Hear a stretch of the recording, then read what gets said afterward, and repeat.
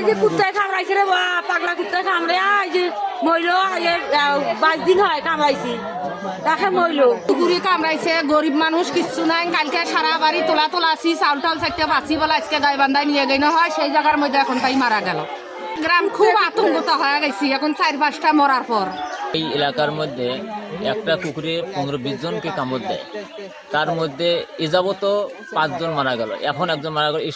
তাই সহকারে 5 জন এ যাবত মারা গেল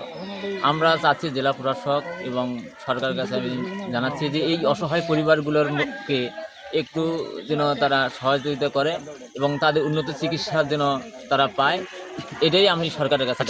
স্বাস্থ্য বিভাগ এবং প্রাণী সম্পদ থেকে এখন পর্যন্ত এখানে কোনো লোক আসে নাই এবং তারা কোনো খোঁজ খবরও নেয়নি